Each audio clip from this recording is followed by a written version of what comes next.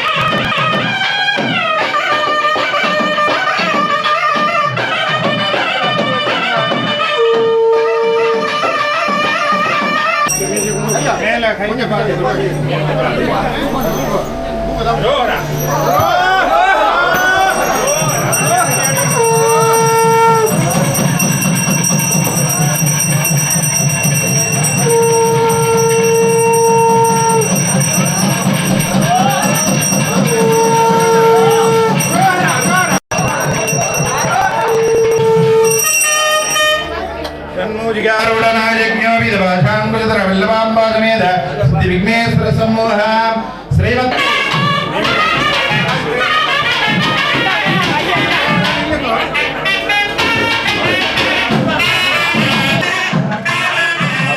போது எல்லாருக்கும் படமும் கொடுத்துட்டோம்.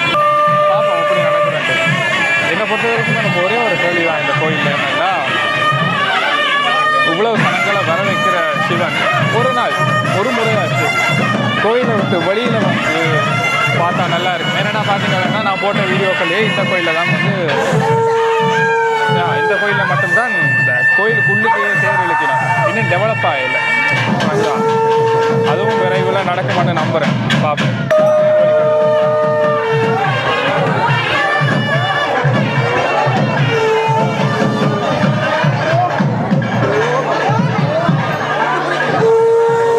பார்த்தீங்களா எவ்வளோ ஜனங்கள் உண்டு, இவ்வளோ ஜனங்கள் உண்டு. இது ஒரு குட்டி இடத்துக்கு இவ்வளோ பேரை வச்சு ஒரு தேர் திருவிழா நடக்கிறதே ஒரு அதிசயம்தான்.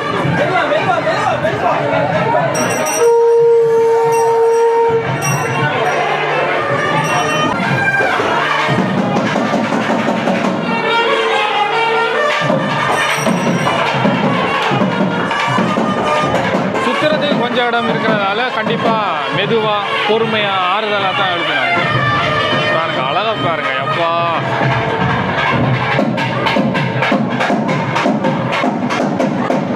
நேரம் கிடைச்சா இந்த திருவிழா நாட்களில் மட்டும் வராமல் இந்த மாதிரி கோயில்களுக்கு ஒரு பொது நாட்களில் நார்மல் நாட்கள்லையும் வாங்க. நம்மளை வந்து இங்கே பின்னேரம் மட்டும்தான் துறக்கிறவ நினைக்கிறேன் இந்த கோயில் 6 மணிக்கு பிறகு அந்த மாதிரி. அதையும் பிறகு யார்கிட்டையாச்சும் கேட்டு தெரிஞ்சு கொள்வோம்.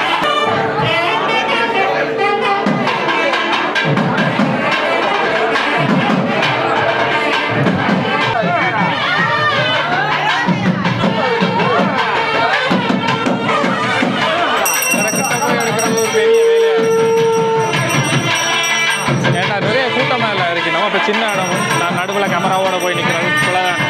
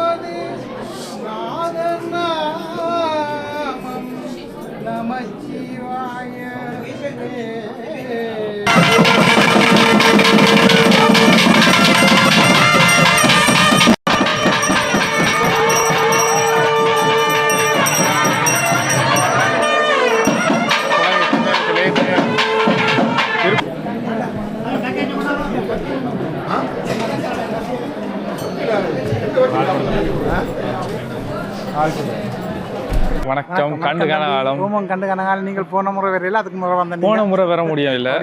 முதல் முறை வந்த நாங்க முதல் தேருக்கு வந்த நாங்க என்ன சொல்லுங்க. இன்றைக்கு உங்களுக்கு எப்படி தேர் திருவிழா போச்சு? ஊர்ல இருந்து தேர் பார்த்து வேலை பெருங்குளம் முத்துமலையம்மல இருந்து எப்படி நின்று பார்த்தோம்னா அதே அளவுக்கு சிறப்பாக. நீங்க தான் 3 நாள் நின்று செய்ய வேணும் எல்லாமே. தான் திருவிழா. நாங்கள் கோயில் பெருமாள் சபையிலே நான் தலைவராக இருக்கிறேன். ஓகே. முன்னுக்கு செய்யணும் முடிஞ்ச அளவுக்கு. இப்போ இந்த என்ன சந்தோஷமான போன மாதம் தான் இந்த பில்டிங்கை நாங்கள் விலைக்கு வேண்டியது. ஒரு படி முன்னாடி இதுதான் எங்க சொந்த பில்டிங். ஓகே. இப்போ சொந்த கோயில் செஞ்சிருக்கிறீங்க முதல் தேர். அடுத்த முறை கண்டிப்பாக இந்த கோயிலை சுற்றி கண்டிப்பாக தேர் ஓடும். அடுத்த முறை பாருங்க. வீடியோ ஸ்டார்ட்ல வந்து நான் கவலைப்பட்டேன். என்ன 3 வருஷம் ஆயிட்டு உள்ளுக்கே சுத்தினா என்னன்னா கூட்டம் இருக்குது. இந்த கோயிலுக்காண்டு ஒரு கூட்டம் இருக்கு. தேடி வரும். சிவன் இருக்கிற இடம் எல்லாம் கூட்டம் சேர்ந்தான நல்ல கூட்டம். இப்ப பாத்தீங்கன்னா இடம் இல்ல. அதான் இடம் இல்லாட்டி அடுத்த முறை கண்டிப்பாக. அப்ப இப்ப அதுக்கு ஏத்த மாதிரி பெர்மிஷன் கேட்டாங்க. 15 நாள் முதல்ல எங்களுக்கு முன்னுக்கு தந்துக்குறாங்க. சாப்பாடு கொடுக்கறது அது வழியில செய்யறோம். அடுத்த முறை கொஞ்சம் லேட்டா போச்சு. அடுத்த முறை வெளியில வந்தாலே ஆனுமே. இன்னைக்கு மழையும் தானே பாருங்க. கொஞ்சம் மழை கிழமை விட்டு தந்துட்டாங்க. மழையில நல்ல வெகு சிறப்பான நடந்தது. லண்டன்ல இருந்து குறுக்கள் வந்து வாட்டு அருமையா செய்தார்.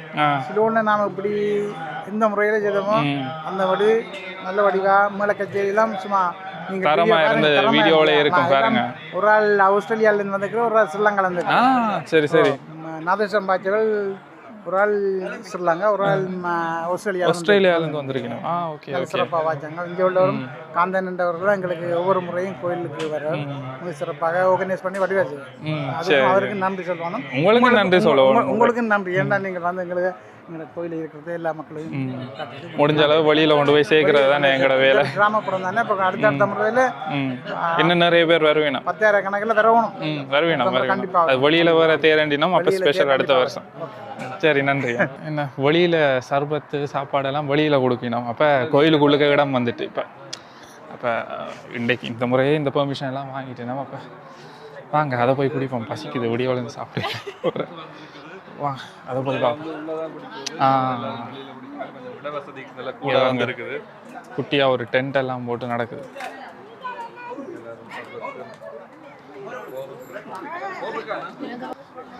நல்ல போல நிறைய காலத்துக்கு பிறகு இந்த இதெல்லாம் வாங்குறதுக்கு ஜனங்கள் அடிபடாமல் வாங்கினோம். அது புதுசாக இருக்குது எனக்கு இந்த கோயில். மேபி பாதி பேர் உள்ளுக்க இருக்கிறதால இருக்கலாம்.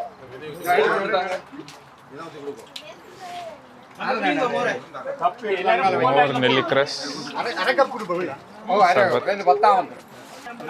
நமக்கு எப்பவுமே சர்பத் தான்.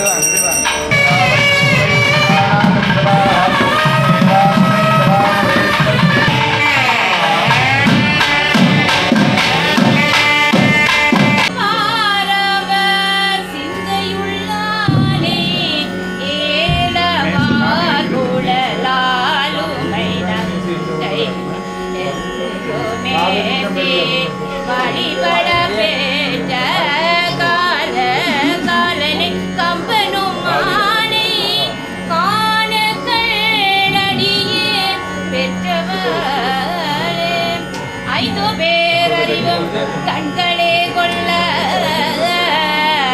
அடப்பெரும் கரணங்கள் நாட்கும் சிந்தையே ஆய குணமொரு மூன்றும் திருந்து சாத்வீகமே ஆய இந்து வாழ் சடையாளாடுமான்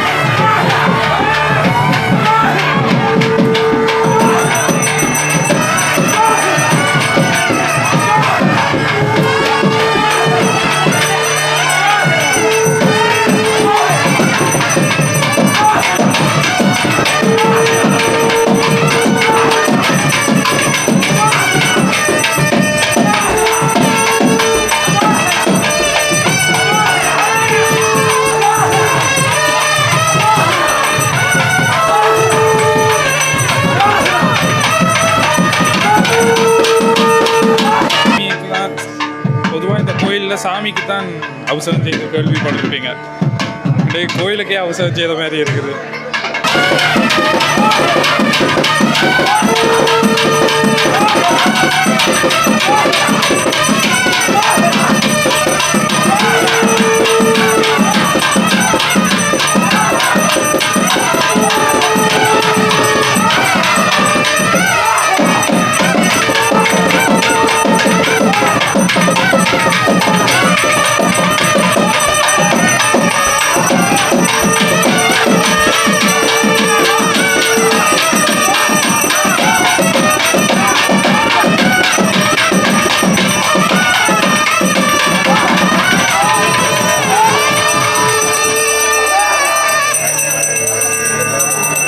சிவன் என்றாலே எனக்கு அடிக்கடி இந்த கதை தான் மைண்டுக்கு வாருது.